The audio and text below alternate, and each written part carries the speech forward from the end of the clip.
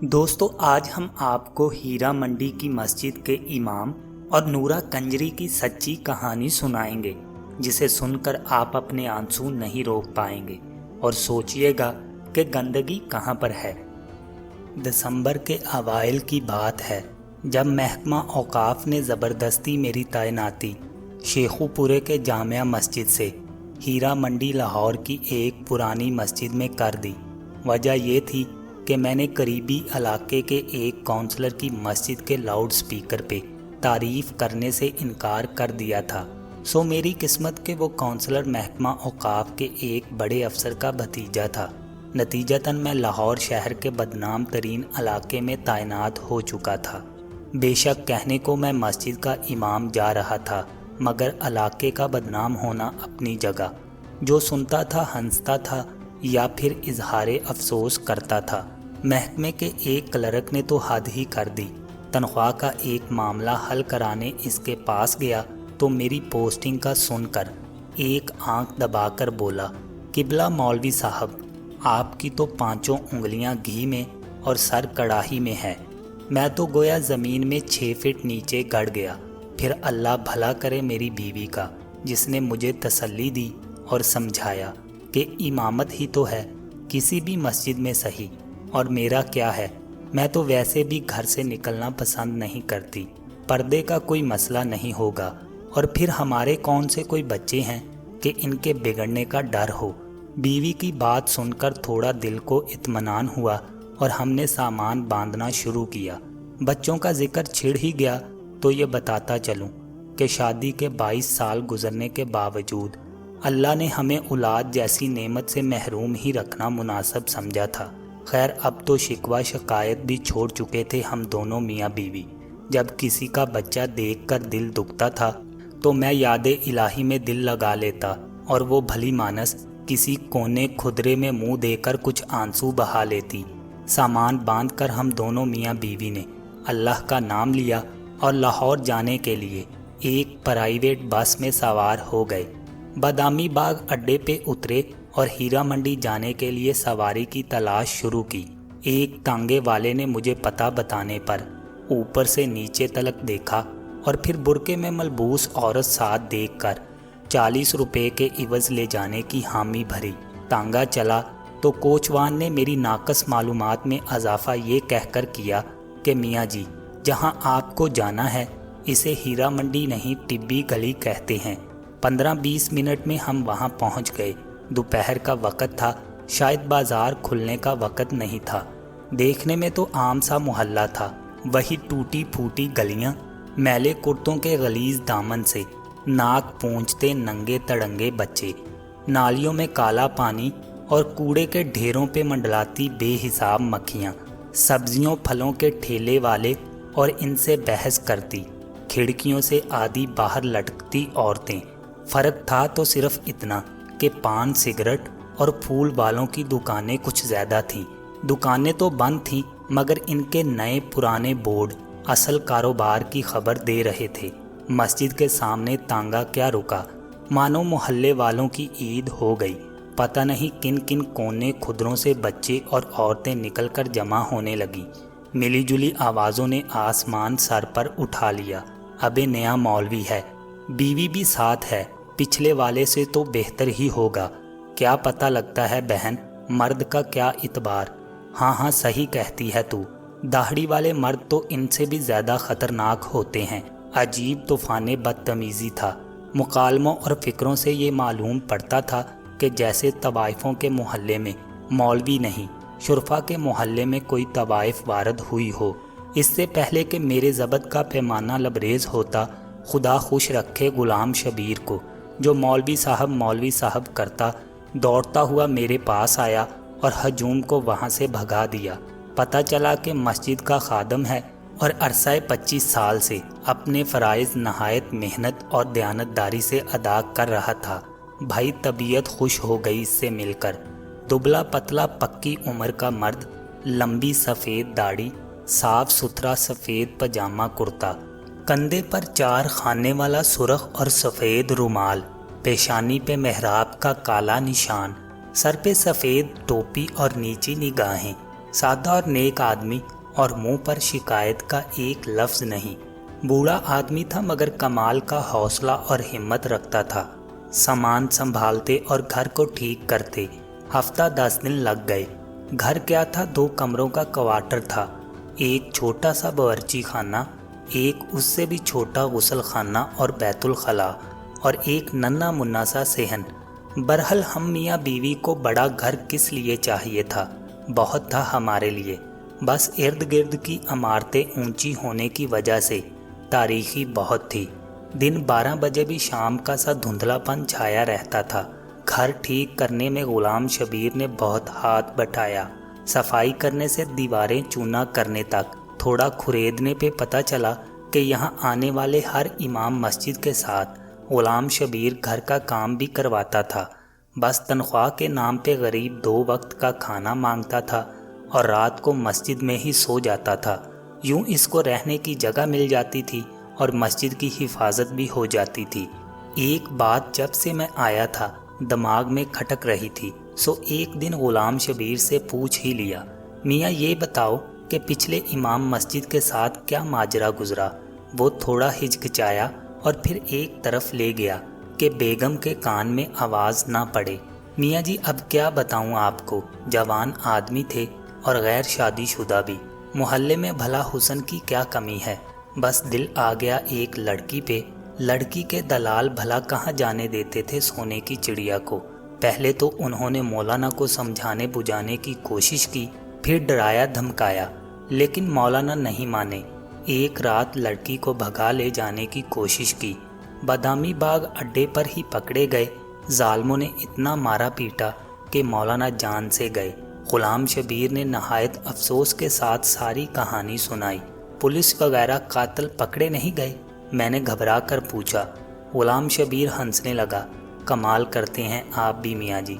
Police भला इन लोगों के चक्रों में कहाँ पड़ती है, बस अपना भत्ता वसूल किया और गायब। और वैसे भी कोतवाल साहब खुद इस लड़की के आशिकों में शामिल थे। ला हौला वला कुव्वता इल्ला बिल्लाह, कहाँ इस जहन्नम में फंस गए। मैं ये सब सुनकर सख्त परेशान हुआ। आप क्यों फिक्र करते हैं मियाँ जी, बस चुप करके नमाज पढ़ाएं। दिन के वक्त कुछ बच्चे आ जाया करेंगे, इनको कुरान पढ़ा दें। बाकी बस अपने काम से काम रखिएगा तो कोई भी तंग नहीं करता। बल्कि मस्जिद का इमाम अच्छा हो तो गुनाहों की इस बस्ती में लोग सिर्फ इज्जत करते हैं। गुलाम शबीर ने मेरी मालूमात में इजाफा करते हुए बताया तो मेरी जान में जान आई। इन्हीं शुरू के अयाम में एक वाक़या हुआ। पहले दिन ही दोपहर के खाने का वक्त हुआ तो दरवाजे पे किसी ने दस्तक दी। गुलाम शबीर ने जाकर दरवाज़ा खोला और फिर एक खाने की ढकी तश्तरी लेकर अंदर आ गया। मेरी सवालिया निगाहों के जवाब में कहने लगा, नूरा ने खाना भिजवाया है, पड़ोस में रहती है। मैं कुछ ना बोला और ना ही मुझे कोई शक गुजरा। सोचा होगी कोई अल्लाह की बंदी, और फिर इमाम मस्जिद के घर का चूल्हा तो वैसे भी कम ही जलता है। बहरहाल जब अगले 2 दिन भी यही मामूल रहा तो मैंने सोचा कि ये कौन है जो बगैर कोई एहसान जताए एहसान किए जा रही है। इशा की नमाज के बाद मस्जिद में ही था जब गुलाम शबीर को आवाज़ दे के बुलाया और पूछा, मियाँ गुलाम शबीर, ये नूरा कहाँ रहती है? मैं चाहता हूँ मेरे घर वाली जाकर इसका शुक्रिया अदा कर आए। ये सुनकर तो गुलाम शबीर के औसान ख़ता हो गए। मियाँ जी बीबी नहीं जा सकती वहाँ। मैंने हैरानी से मज़ीद इस्तफसार किया तो गोया गुलाम शबीर ने पहाड़ ही तोड़ दिया। मियाँ जी इसका पूरा नाम तो पता नहीं क्या है, मगर सब इसको नूरा कंजरी के नाम से जानते हैं। धंधा करती है जी, धंधा करती है यानी तवाइफ है, और तुम हमें इनके हाथ का खाना खिलाते रहे हो। अस्तगफिरुल्लाह अस्तगफिरुल्लाह। गुलाम शबीर कुछ शर्मशार हुआ। मेरा गुस्सा देखकर थोड़ी देर बाद हिम्मत करके बोला, मियाँ जी यहाँ तो सब ऐसे ही लोग रहते हैं, इनके हाथ का नहीं खाएंगे तो मुस्तकिल चूल्हा जलाना पड़ेगा, जो आपकी तनख्वाह में मुमकिन नहीं। ये सुनकर मेरा गुस्सा और तेज़ हो गया। हम शरीफ लोग हैं गुलाम शबीर, भूखे मर जाएंगे मगर तवाइफ के घर का नहीं खाएंगे। मेरे तेवर देखकर गुलाम शबीर कुछ ना बोला, मगर इस दिन के बाद से नूरा कंजरी के घर से खाना कभी ना आया। जिस मस्जिद का मैं इमाम था, अजीब बात ये थी کہ اس کا کوئی نام نہیں تھا، بس ٹبی مسجد کے نام سے مشہور تھی۔ ایک دن میں نے غلام شبیر سے پوچھا کہ میاں نام کیا ہے اس مسجد کا؟ وہ ہنس کر بولا، میاں جی اللہ کے گھر کا کیا نام رکھنا، پھر بھی کوئی تو نام ہوگا، سب مسجدوں کا ہوتا ہے، بس میاں جی بہت نام رکھے، جس فرقے کا مولوی آتا ہے پچھلا نام تبدیل کر کے نیا رکھ دیتا ہے، آپ ہی کوئی اچھا سا نام رکھ دیں۔ وہ سر کھجاتا ہوا بولا۔ میں سوچ میں پڑ گیا، گناہوں کی اس بستی میں اس واحد مسجد کا کیا نام رکھا جائے؟ کیا نام رکھا جائے مسجد کا؟ ہاں، موتی مسجد ٹھیک رہے گا، گناہوں کے کیچڑ میں چمکتا پاک صاف موتی۔ دل ہی دل میں نے مسجد کے نام کا فیصلہ کیا اور اپنی پسند کو داد دیتا ہوا اندر کی جانب بڑھ گیا۔ یہاں بیوی کھانا لگائے میری منتظر تھی۔ اب بات ہو جائے قرآن پڑھنے والے بچوں کی۔ وہ تعداد میں 11 تھے اور سب کے سب لڑکے، ملی جلی عمروں کے 5 سے 11-12 سال کی عمر کے۔ تھوڑے شرارتی ضرور تھے مگر اچھے بچے تھے، نہا دھو کے اور صاف ستھرے کپڑے پہن کے آتے تھے، 2 گھنٹے سپارہ پڑھتے تھے اور پھر باہر گلی میں کھیلنے نکل جاتے۔ کون تھے، کس کی اولاد تھے، نہ میں نے کبھی پوچھا اور نہ کسی نے بتایا، لیکن پھر ایک دن غضب ہو گیا۔ قرآن پڑھنے والے بچوں میں ایک بچہ نبیل نام کا تھا۔ یوں تو اس میں کوئی خاص بات نہ تھی، لیکن بس تھوڑا زیادہ شرارتی تھا۔ تلاوت میں دل نہیں لگتا تھا، بس آگے پیچھے ہلتا رہتا اور کھیلنے کے انتظار میں لگا رہتا۔ میں بھی درگزر سے کام لیتا کہ چلو بچہ ہے، لیکن ایک دن ضبط کا دامن میرے ہاتھ سے چھوٹ گیا۔ اس دن صبح ہی سے میرے سر میں ایک عجیب درد تھا۔ غلام شبیر سے مالش کرائی، پیناڈول کی 2 گولیاں بھی کھائیں، مگر درد زور آور بیل کی مانند سر میں چنگاڑتا رہا۔ درد کے باوجود اور غلام شبیر کے بہت منع کرنے پر بھی میں نے بچوں کا ناغہ نہیں کیا۔ نبیل بھی اس دن معمول سے کچھ زیادہ ہی شرارتیں کر رہا تھا، کبھی ایک کو چھیڑ کبھی دوسرے کو۔ جب اس کی حرکتیں حد سے بڑھ گئیں تو یکا یک میرے دماغ پر غصے کا بھوت سوار ہو گیا اور میں نے پاس رکھی لکڑی کی ریہل اٹھا کر نبیل کے دے ماری۔ میں نے نشانہ تو کمر کا لیا تھا، مگر خدا کا کرنا ایسا ہوا کہ ریل بچے کی پیشانی پر جا لگی۔ خون بہتا دیکھ کر مجھے میرے سر کا درد بھول گیا اور میں نے گھبرا کر غلام شبیر کو آواز دی۔ وہ غریب بھاگتا ہوا آیا اور بچے کو اٹھا کے پاس والے ڈاکٹر کے کلینک پر لے گیا۔ خدا کا شکر ہوا کہ چوٹ گہری نہیں لگی تھی، مرہم پٹی سے کام چل گیا اور ٹانکے نہ لگے۔ خیر باقی بچوں کو فارغ کر کے مسجد کے دروازے پر پہنچا ہی تھا کہ چادر میں لپٹی ایک عورت نے مجھے آواز دے کر روک لیا۔ میں نے دیکھا کہ وہ عورت دہلیز پہ کھڑی مسجد کے دروازے سے لپٹی رو رہی تھی۔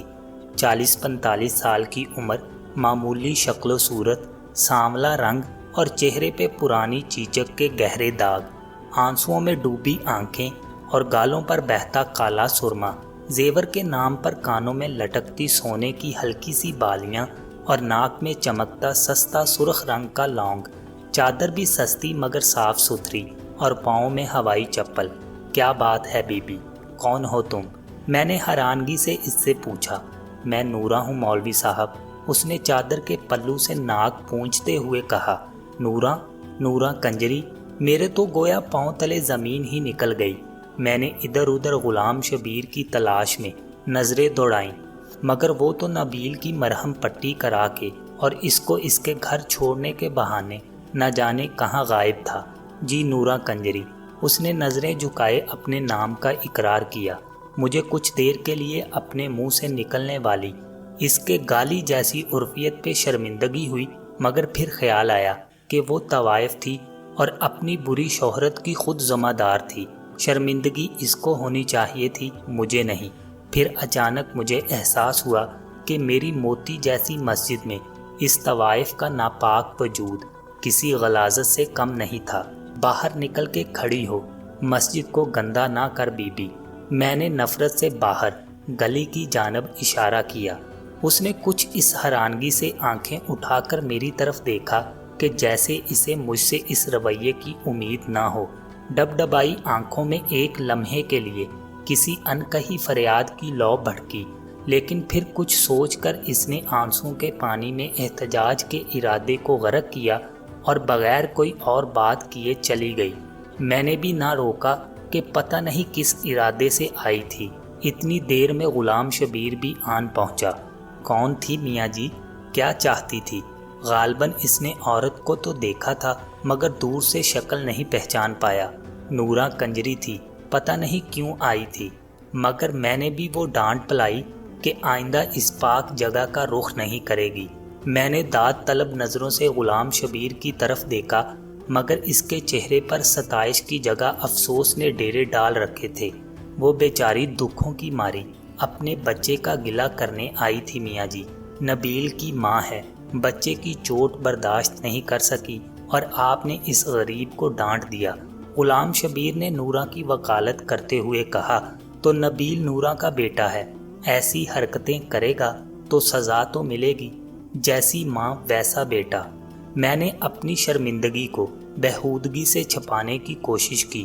ایک لمحے کو خیال بھی آیا کہ بچہ تو معصوم ہے اور پھر میں نے زیادتی بھی کی تھی، مگر پھر اپنے استاد ہونے کا خیال آیا تو سوچا کہ بچے کی بھلائی کے لیے ہی تو مارا ہے، کیا ہوا؟ اور پھر ایک طوائف کو کیا حق حاصل کہ مسجد کے امام سے شکایت کر سکے؟ کتنے بچے ہیں نورا کے؟ میں نے بات کا رخ بدلنے کی کوشش کی۔ مسجد میں پڑھنے والے سب بچے نورا کے ہیں میاں جی، اس کے علاوہ ایک گود کا بچہ بھی ہے۔ بس اس محلے میں صرف نورا اپنے بچوں کو مسجد بھیجتی ہے، باقی سب لوگوں کے بچے تو آوارہ پھرتے ہیں۔ غلام شبیر کی آواز میں پھر نورا کی وکالت گونج رہی تھی۔ میں نے بھن کر جواب دینے کا ارادہ کیا ہی تھا کہ کوتوال صاحب کی گاڑی سامنے آ کر رکی۔ خود تو پتہ نہیں کیسا آدمی تھا مگر بیوی بہت نیک تھی۔ ہر دوسرے تیسرے روز ختم کے نام پر کچھ نہ کچھ میٹھا بھجوا دیتی تھی۔ اس دن بھی کوتوال کا ملازم جلیبیاں دینے آیا تھا۔ گرما گرم جلیبیوں کی مہک نے میرا سارا غصہ ٹھنڈا کر دیا اور نورا کنجری کی بات آئی گئی ہو گئی۔ یہ نبیل کو مار پڑنے کے کچھ دن بعد کا ذکر ہے۔ عشاء پڑھ کے میں غلام شبیر سے ایک شرعی معاملے پر بحث میں الجھ گیا تو گھر جاتے کافی دیر ہو گئی۔ مسجد سے باہر نکلے تو بازار کی رونق شروع تھی۔ بالکنیوں پر جھلملاتے پردے لہرا رہے تھے اور کوٹھوں سے ہارمونیم کے سر اور طبلوں کی تھاپ کی آواز ہر سو گونج رہی تھی۔ پان، سگریٹ اور پھولوں کی دکانوں پر بھی دھیرے دھیرے رش بڑھ رہا تھا۔ اچانک میری نظر نورا کے گھر کے دروازے پر جا پڑی۔ وہ باہر ہی کھڑی تھی اور ہر آتے جاتے مرد سے ٹھاٹھے مار مار کر گپیں لگا رہی تھی۔ آج تو اس کا روپ ہی دوسرا تھا۔ گلابی رنگ کا چست سوٹ، پاؤں میں سرخ گرگابی، ننگے سر پہ اونچا جوڑا، جوڑے میں پروئے موتیے کے پھول، میک اپ سے لدا چہرہ، گہری شوخ لپسٹک، آنکھوں میں مسکارا اور مسکارے کی اوٹ سے جھانکتی ننگی دعوت۔ لا حول ولا قوت الا باللہ۔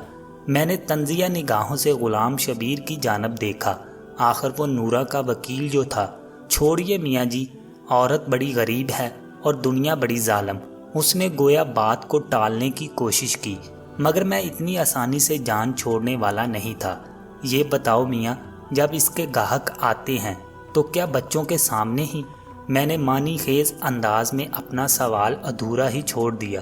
میاں جی، ایک تو اس کے بچے صبح اسکول جاتے ہیں اور اس لیے رات کو جلدی ہی سو جاتے ہیں، دوسرا مہمانوں کے لیے باہر صحن میں کمرہ الگ رکھا ہے۔ غلام شبیر نے ناگوار سے لہجے میں جواب دیا، استغفر اللہ۔ میں نے گفتگو کا سلسلہ وہیں ختم کرنا مناسب سمجھا، کیونکہ مجھے احساس ہو چکا تھا کہ غلام شبیر کے لہجے سے جھانکتی ناگواری کا رخ نورا کی جانب نہیں تھا۔ اس کے بعد نورا کا ذکر میرے سامنے تب ہوا جن دنوں میں اپنے اور زوجہ کے لیے حج بیت اللہ کی غرض سے کاغذات بنوا رہا تھا۔ اس غریب کی بڑی خواہش تھی کہ وہ اور میں اللہ اور اس کے نبی پاک صلی اللہ علیہ وآلہ وسلم کی خدمت میں پیش ہوں اور اولاد کی دعا کریں۔ میرا بھی من تھا کہ کسی بہانے سے مکے مدینے کی زیارت ہو جائے، نام کے ساتھ حاجی لگا ہو تو شاید محکمے والے کسی اچھی جگہ تبدیلی کر دیں۔ زوجہ کا ایک بھانجا انہی دنوں وزارت مذہبی امور میں کلرک تھا۔ اس کی وسادت سے درخواست کی قبولی کی کامل امید تھی۔ کاغذات فائل میں اکٹھے کیے ہی تھے کہ غلام شبیر ہاتھ میں کچھ اور کاغذات اٹھائے پہنچ گیا۔ میاں جی ایک کام تھا آپ سے، اجازت دیں تو عرض کروں؟ اس نے ہچکچاتے ہوئے کہا۔ ہاں میاں کیوں نہیں، کیا بات ہے؟ میں نے داڑھی کے بالوں میں انگلیوں سے کنگھی کرتے ہوئے اس کو بیٹھنے کا اشارہ کیا۔ میاں جی آپ کی تو وزارت میں واقفیت ہے، ایک اور حج کی درخواست بھی شامل کروا دیں۔ اس نے ہاتھ میں پکڑے کاغذات میری جانب بڑھائے۔ دیکھو میاں شبیر، تم اچھی طرح جانتے ہو کہ میں گھر بار تمہارے ذمہ چھوڑ کر جا رہا ہوں، اور پھر تمہارے پاس حج کے پیسے کہاں سے آئے؟ میں نے کچھ بھرمی سے پوچھا۔ نہیں میاں جی، آپ غلط سمجھے، یہ میری درخواست نہیں ہے، نورا کی ہے، اس نے سہم کر کہا۔ کیا میاں ہوش میں تو ہو؟ نورا کنجری اب مکے مدینے جائے گی، اور وہ بھی اپنے ناپاک پیشے کی رقم سے۔ توبہ توبہ، میرے تو جیسے تن بدن میں آگ لگ گئی۔ میاں جی طوائف ہے پر مسلمان بھی تو ہے، وہ تو اللہ کا گھر ہے، وہ جس کو بلانا چاہے بلائے، اس کے لیے سب برابر ہیں۔ اپنی طرف سے غلام شبیر نے بڑی گہری بات کی۔ اچھا، اللہ جس کو بلانا چاہے بلائے، واہ میاں واہ، تو پھر میں درخواست کیوں جمع کرواؤں؟ نورا سے کہو سیدھا اللہ تعالیٰ کو ہی بھیج دے، میں نے غصے سے کہا اور اندر کمرے میں چلا گیا۔ زوجہ کا بھانجا برخوردار نکلا اور اللہ کے فضل و کرم سے میری اور زوجہ کی درخواست قبول ہو گئی۔ ٹکٹ کے پیسے کم پڑے تو اس بھلی لوگ کے جہیز کے زیور کام آ گئے۔ اللہ کا نام لے کر ہم روانہ ہو گئے۔ احرام باندھا تو گویا عمر بھر کے گناہ اتار کے ایک طرف رکھ دیے۔ اللہ کا گھر دیکھا اور نظر بھر کے دیکھا۔ فرائض پورے کرتے کرتے رمی کا دن آ گیا۔ بہت رش تھا، ہزاروں لاکھوں لوگ، ایک ٹھاٹھیں مارتا سفید رنگ کا سمندر، گرمی بھی بہت تھی۔ میرا تو دم گھٹنا شروع ہو گیا۔ زوجہ بیچاری کی حالت بھی غیر ہوتی جا رہی تھی۔ اوپر سے غضب کچھ یہ ہوا کہ میرے ہاتھ سے اس غریب کا ہاتھ چھوٹ گیا۔ ہاتھ کیا چھوٹا، لوگوں کا ایک ریلا مجھے ریکتا ہوا پتہ نہیں کہاں سے کہاں لے گیا۔ عجب حالت تھی، کسی کو دوسرے کا خیال نہیں تھا، ہر کوئی بس اپنی جان بچانے کے چکر میں تھا۔ میں نے بھی لاکھ اپنے آپ کو سنبھالنے کی کوشش کی، مگر پیر رپٹ ہی گیا۔ میں نیچے کیا گرا، ایک عذاب نازل ہو گیا۔ ایک نے میرے پیٹ پر پیر رکھا تو دوسرے نے میرے سر کو پتھر سمجھ کر ٹھوکر ماری۔ موت میری آنکھوں کے سامنے ناچنے لگی۔ میں نے کلمہ پڑھا اور آنکھیں بند ہی کی تھیں کہ کسی اللہ کے بندے نے میرا دایاں ہاتھ پکڑ کے اوپر کھینچا اور مجھے سہارا دے کر کھڑا کر دیا۔ میں نے سانس درست کی اور اپنے محسن کا شکریہ ادا کرنے کے لیے اس کی طرف نگاہ کی۔ مانو ایک لمحے کے لیے تو بجلی ہی گر پڑی۔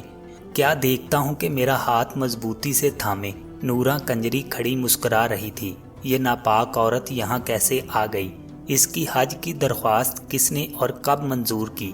میں نے ہاتھ چھڑانے کی بہت کوشش کی، مگر کہاں صاحب، ایک آہنی گرفت تھی، میں نہیں چھڑا سکا۔ وہ مجھے اپنے پیچھے کھینچتی ہوئی ایک طرف لے گئی۔ اس طرف کچھ عورتیں اکٹھی تھیں۔ اچانک میری نظر زوجہ پر پڑی، جس کی آنکھوں میں آنسو تھے اور وہ بے تاب نگاہوں سے مجمع ٹٹول رہی تھی۔ ہماری نظریں ملی تو سب تکلیف بھول گئی۔ میں دوڑ کر اس تک پہنچا اور آنسو پونجے۔ کہاں چلے گئے تھے آپ؟ کچھ ہو جاتا تو؟ پریشانی سے الفاظ اس کے گلے میں اٹک رہے تھے۔ بس کیا بتاؤں، آج مرتے مرتے بچا ہوں، جانے کون سی نیکی کام آ گئی۔ میں تو پاؤں تلے روندا جا چکا ہوتا اگر نورا نہیں بچاتی۔ میں نے اس کو تسلی دیتے ہوئے کہا، نورا ہماری پڑوسن نورا، وہ یہاں کہاں آ گئی؟ آپ نے کسی اور کو دیکھا ہوگا، اس نے حیرانگی سے کہا۔ ارے نہیں، نورا ہی تھی۔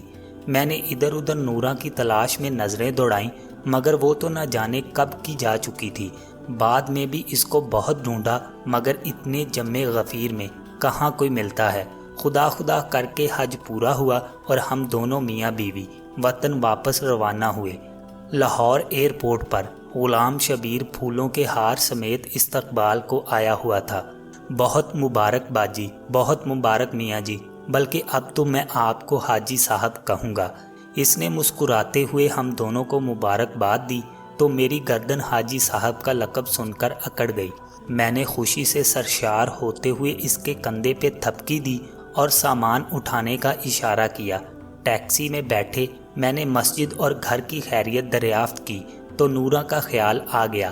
میاں غلام شبیر، نورا کی سناؤ۔ میرا اشارہ اس کی حج کی درخواست کے بارے میں تھا۔ اس بیچاری کی کیا سناؤں میاں جی، لیکن آپ کو کیسے پتہ چلا؟ اس نے حیرانگی سے میری جانب دیکھا۔ بس ملاقات ہوئی تھی مکے شریف میں۔ میں نے اس کے لہجے میں چھپی اداسی کو اپنی غلط فہمی سمجھا۔ مکے شریف میں ملاقات ہوئی تھی؟ مذاق نہ کرے میاں جی، نورا تو آپ کے جانے کے اگلے ہی دن قتل ہو گئی تھی۔ اس نے گویا میرے سر پر بم پھوڑا۔ قتل ہو گئی تھی؟ جی میاں جی، بیچاری نے حج کے لیے پیسے جوڑ رکھے تھے۔ اس رات کوئی گاہک آیا اور پیسوں کے پیچھے قتل کر دیا غریب کو۔ ہمیں تو صبح کو پتہ چلا جب اس کے بچوں نے اس کی لاش دیکھی۔ شور مچایا تو سب اکٹھے ہوئے، پولیس والے بھی پہنچ گئے اور اس کی لاش کو پوسٹ مارٹم کے لیے لے گئے۔ ابھی کل ہی میں مردے خانے سے میت لے کے آیا ہوں۔ آج صبح ہی تدفین کی اس کی۔ غلام شبیر کی آواز آنسوؤں میں بھیگ رہی تھی۔ قاتل کا کچھ پتہ چلا؟ میں ابھی بھی حیرانگی کی گرفت میں تھا۔ پولیس کے پاس اتنا وقت کہاں میاں جی کہ طوائفوں کے قاتلوں کو ڈھونڈتے رہیں۔ اس بیچاری کی تو نماز جنازہ میں بھی بس 3 افراد تھے، میں 2 گورکن۔ اس نے افسوس سے ہاتھ ملتے ہوئے کہا، اور اس کے بچے، ان کا کیا بنا؟ میں نے اپنی آنکھوں سے آنسو پونچھتے ہوئے دریافت کیا۔ کوئی لڑکا پیدا ہوتا ہے تو زیادہ تر اسے راتوں رات اٹھا کر کوڑے کے ڈھیر پر پھینک دیا جاتا ہے۔ وہ سب ایسے ہی بچے تھے۔ نورا سب جانتی تھی کہ کس کے ہاں بچہ پیدا ہونے والا ہے۔ بس لڑکا ہوتا تو اٹھا کر اپنے گھر لے آتی۔ کہنے کو تو طوائف تھی میاں جی، مگر میں گواہ ہوں، غریب جتنا بھی کماتی بچوں پہ خرچ کر دیتی تھی۔ بس تھوڑے بہت الگ کر کے حج پہ جانے کے لیے جمع کر رکھے تھے، وہ بھی اس کا قاتل لوٹ کر لے گیا۔ یہ بتاؤ غلام شبیر، جب میں نے اس کی درخواست جمع کرانے سے انکار کیا تو اس نے کیا کہا؟ مجھ پہ حقیقتوں کے در کھلنا شروع ہو چکے تھے۔ بس میاں جی کیا کہتی بیچاری، آنکھوں میں آنسو آ گئے، آسمان کی جانب ہاتھ اٹھائے اور کہنے لگی کہ بس تو ہی اس کنجری کو بلائے تو بلائے۔ مجھ پر تو پوچھو پانی پڑ گیا۔ تصوف کی ایک آندھی چل رہی تھی، ہوا کے دوش میں میری خطائیں اڑ رہی تھیں، گناہوں کی مٹی چل رہی تھی اور میری آنکھیں اندھیائی جا رہی تھیں۔ آپ کیوں روتے ہیں میاں جی؟ آپ تو ناپاک کہتے تھے اس کو۔ غلام شبیر نے حیرانگی سے میری آنسوؤں سے تر داڑھی دیکھتے ہوئے کہا، کیا کہوں غلام شبیر کہ کیوں روتا ہوں؟ وہ ناپاک نہیں تھے، ناپاک تو ہم ہیں جو دوسروں کی ناپاکی کا فیصلہ کرتے پھرتے ہیں۔ نورا تو اللہ کی بندی تھی، اللہ نے اپنے گھر بلا لیا۔ میری ندامت بھری ہچکیاں بند ہونے کا نام نہیں لے رہی تھیں، اور غلام شبیر نہ سمجھتے ہوئے بھی مجھے تسلیاں دیتا رہا۔ ٹیکسی محلے میں داخل ہوئی اور مسجد کے سامنے کھڑی ہو گئی۔ اترا ہی تھا کہ نورا کے دروازے پہ نظر پڑی۔ ایک ہجوم اکٹھا تھا وہاں۔ کیا بات ہے غلام شبیر، لوگ اب کیوں اکٹھے ہیں؟ میاں جی میرے خیال میں پولیس والے عیدی سینٹر والوں کو لے کے آئے ہیں، وہی لوگ بچوں کو لے جائیں گے۔ ان غریبوں کی کوئی دیکھ بھال کرنے والا نہیں ہے۔ غلام شبیر نے کچھ سوچتے ہوئے کہا۔ میں نے زوجہ کا ہاتھ پکڑا اور غلام شبیر کو پیچھے آنے کا اشارہ کرتے ہوئے نورا کے دروازے کی جانب بڑھ گیا۔ کہاں چلے میاں جی؟ غلام شبیر نے حیرانگی سے پوچھا۔ نورا کے بچوں کو لینے جا رہا ہوں، آج سے وہ میرے بچے ہیں، اور ہاں، مسجد کا نام میں نے سوچ لیا ہے، آج سے اس کا نام نور مسجد ہوگا۔ اگر ہماری ویڈیو پسند آئی ہو تو لائک کیجئے گا اور اپنے دوستوں کے ساتھ شیئر ضرور کیجئے گا، اور مزید ایسی ویڈیوز دیکھنے کے لیے ہمارے چینل کو سبسکرائب کیجئے گا۔ Thanks for watching my this video. اللہ حافظ۔